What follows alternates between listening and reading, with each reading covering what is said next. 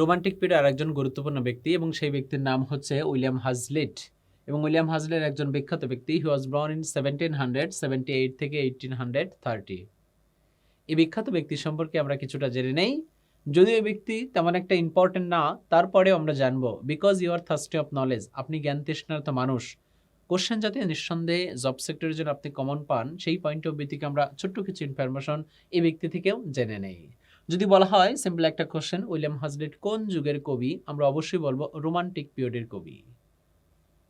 Romantic period মানে 1798 থেকে 1832। এই ব্যক্তিকে আমরা এট এ গ্লান্স একটু দেখে নেই। এই ব্যক্তির নাম হচ্ছে উইলিয়াম হাজলিট, HAZLITT। তার বিখ্যাত কিছু টাইটেল আছে। মূলত সে একজন এসেস্ট।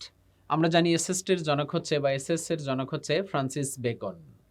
এরপরেও তাকে বলা হচ্ছে সে একজন বিখ্যাত এসেস্ট বা ফেমাস এসেস্ট, অথবা লিটারেরি ক্রিটিক্স, অথবা পেইন্টার, অথবা ফিলোসফার। এছাড়াও মূলত বলা যায় essayist of the romantic period. Romantic period বা রোমান্টিক এজের একজন বিখ্যাত এসেস্ট, প্রবন্ধকার। এখান থেকে আমরা এই টাইটেলটাকে স্টার দিতে পারি বা প্রথম টাইটেলটাকে স্টার দিতে পারি। এই ব্যক্তির বিখ্যাত আমরা কিছু সাহিত্যকর্মগুলি জেনে নেই এবং তার মধ্যে আমরা টাইটেল লিখেছি ওয়ার্কস অফ উইলিয়াম হাজলিট। উইলিয়াম হাজলিটের বিখ্যাত কিছু সাহিত্যকর্মগুলি। আর এর মধ্যে প্রথমে আমরা পেলাম দি স্পিরিট অফ এজ, যা পাবলিশড হয় 1825 সালে। এটি গুরুত্বপূর্ণ একটি গ্রন্থ। আমরা এই গ্রন্থটাকে অবশ্যই স্টার দিয়ে রাখি। এর পাশাপাশিও তাকে অন্য অন্য গ্রন্থ বলা হচ্ছে, যেমন বলা হচ্ছে পলিটিক্যাল এসেস, পাবলিশড হয় 1819 সালে, অথবা the life of Napoleon, published হয় 1827 সালে, অথবা বলা হচ্ছে lectures on the English poets, last is call that lectures on the literature of the age of Elizabethan. এই বিখ্যাত গ্রন্থগুলি লিখেছিল যে ব্যক্তি, সেই ব্যক্তির নাম হচ্ছে উইলিয়াম হাজলিট। এর মধ্যে আপনি একটা গ্রন্থ পড়বেন, সেটা হচ্ছে দি স্পিরিট অফ এজ। তবে এটা খুঁজতে গিয়ে spirit of age William Hazlitt, spirit of Islam Syed Ameer Ali, spirit of nationalism Max Weber, এবং another thing is that spirit অনেকগুলি গ্রন্থ আছে, সেই গ্রন্থগুলি আমরা একটু পরে জেনে নেব। তাহলে first of all spirit of age, এটা জানবেন, খুব ইম্পর্টেন্ট। এবার আমরা দেখুন এখানে ছোট্ট করে মনে রাখি spirit of age William Hazlitt, spirit of Islam Syed Ameer Ali, অথবা আরও বলা যায় spirit of nationalism Max Weber, অথবা spirit of solitude Percy Bysshe Shelley. এই গ্রন্থগুলি বিখ্যাত ব্যক্তির বিখ্যাত গ্রন্থের ধরন। এবার এই ব্যক্তির আমরা কিছু কোটেশন দেখি। দ্যাট মিনস উইলিয়াম হাজলিটের বিখ্যাত কিছু কোটেশন আছে, এট এ গ্লান্স একটু রিডিং পড়ে নেই। There is no rules for friendship, বন্ধুত্বের জন্য কোনো সময় নেই, রুলস নেই। এজন্য বিখ্যাত ব্যক্তি জন ডান তার গ্রন্থের মধ্যে বলেছিল love all alike, no season knows nor which are the rags of time. এই কথাগুলি বলেছিল জন ডান। জন ডান তার বিখ্যাত কবিতার মধ্যে বলেছিল ভালোবাসা, বন্ধুত্ব, প্রেম এগুলি কখনো কোনো সময় নেই, দিন নেই, মাস নেই, ঋতু নেই। ঠিক একই কথা উপরে কোটেশন দ্বারা বোঝানো হচ্ছে।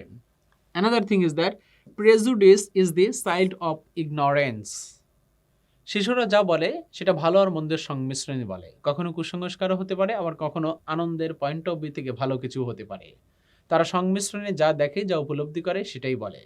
এবং শিশুরা যখন সারাদিন খেলে এবং ঘুমান্ত অবস্থায় সে যা নিয়ে খেলে সেটাই থিঙ্কিং করতে থাকে এবং সেটাই সে স্বপ্নে বলে, সেটাই সে স্বপ্ন দেখে। তাকে কেন্দ্র করে এই গ্রন্থটা তৈরি করা হয়েছে। অ্যানাদার থিং ইজ দ্যাট বলা হয়েছে as is our confidence so is our capacity. আমাদের ক্যাপাসিটি যা, আমাদের কনফিডেন্স তার থেকে বেশি থাকতে হবে, অথবা আমাদের কনফিডেন্স যা থাকতে হবে আমাদের সেই অনুসারে কাজ করতে হবে। লাস্ট কোটেশন বলা হচ্ছে, last another is that everything is motion, প্রত্যেকটি হয় গতি, everything falls and everything vibrating. Another quotation বলা হচ্ছে if you think you can win, যদি তুমি চিন্তা করো যে তুমি পারবা, দেন ইউ ক্যান, তাহলে তুমি পারো। অথবা বলা হচ্ছে another thing is that faith is necessary to victory. কোনো জিনিসকে অর্জন করার জন্য কনফিডেন্স থাকা দরকার, আত্মবিশ্বাস থাকা দরকার। শিবখেরের একটা বিখ্যাত বই আছে, সেই বইয়ের নাম হচ্ছে you can win. So first of all কোনো কিছু করার জন্য কনফিডেন্স রাখবেন, আত্মবিশ্বাসে সেই কাজটার অর্ধেক পরিপূর্ণ করে দেবে, বাকি চেষ্টা সাধনা করলে সেই কাজটা খুব সহজেই ইজিলি হয়ে যায়। এছাড়াও এই ব্যক্তির আরও বিখ্যাত কিছু কোটেশন আছে, যেমন দেখুন এখানে বলেছে উই মাস্ট বি ডুইং, আমরা অবশ্যই করবো সামথিং টু বি হ্যাপি, যেটা আমাদের জন্য অনেক বেশি সুখকর হবে। The love of liberty is the love of others, অন্যের ভালোবাসার আমরা সবসময় যদি এই ভালোবাসাকে স্বাধীনতা দেই, তাহলে সেটাই সবচেয়ে বুদ্ধিমানের কাজ। অন্যের পছন্দকে আর যদি আমরা সবসময় প্রাধান্য দেই, সেটা হচ্ছে সবচেয়ে বেশি ভালো কাজ। The love of power is the love of our self. আমাদের ভালোবাসার যে শক্তি, সেই ভালোবাসার শক্তি যদি সত্য সৌন্দর্যের পয়েন্ট অফ ভিউ থেকে গড়ে ওঠে, তাহলে সেটা অপর ভালোবাসাটাও আমাদের প্রতি ঠিক এতটাই সিম্প্যাথির পয়েন্ট অফ ভিউ থেকে তৈরি হবে। The more we do, the more we can do. যদি আমরা ভালো কিছু করি বা আরও কিছু করি, তাহলে আমরা আরও কিছু করার থার্স্টি অফ নলেজ থাকবে। The more we busy we are, the more leisure we have. That means আমরা যদি ব্যস্ত থাকি, তাহলে অবসর সময়েও আমরা সেই ব্যস্ত সময়কেও মনে বা কাজে লাগাতে পারি। এই বিখ্যাত কোটেশনগুলি বলেছিল বিখ্যাত ব্যক্তি উইলিয়াম হাজলিট। এবং লাস্টের কোটেশন বলা আছে, মানুষ যখন ছোট ছোট থিঙ্কিং করে তখন তার ব্রেনটা ইনক্রিজিং হয়। মানুষ যখন ওয়ান্টনেসেস, খামখেয়ালি বা অবসর সময় থাকে, কোনো কাজ খুঁজে পায় না, তখন নেগেটিভের দিকে তার ব্রেনটা ফোর্স হয়। আর যখন এই নেগেটিভের দিকে তার ব্রেনটা বা মস্তিষ্ক বা স্নায়ুতন্ত্র দাবিত হয়, তখন তার আস্তে আস্তে সব কিছুই নেগেটিভের দিকে ফোর্স করতে থাকে বা নেগেটিভের দিকে ইন্ট্রেনশন হতে থাকে। দ্যাটস পয়েন্ট অফ ভিউ থেকে পজিটিভ থিঙ্কিংগুলি পজিটিভ কিছু নিয়ে আসবে, নেগেটিভ থিঙ্কিংগুলি নেগেটিভ কিছু নিয়ে আসবে। সো শেক্সপিয়ার এর জন্য বলেছিল, to be or not to be, that is the question. আপনি করতেও পারেন, নাও করতে পারেন, মানব মনের একটা সিদ্ধান্ত বা ডিসিশনকে বোঝানো হয়েছিল। বিখ্যাত রবার্ট ফ্রস্ট তার কবিতার মধ্যে বলেছিল, road not taken. Road not taken একটি কবিতা যেখানে বনের দুটি পথ দুই দিকে বেঁকে গেছে। এখানে শেষে ডিসিশন নিতে পারছিল না কোন পথে যাবে।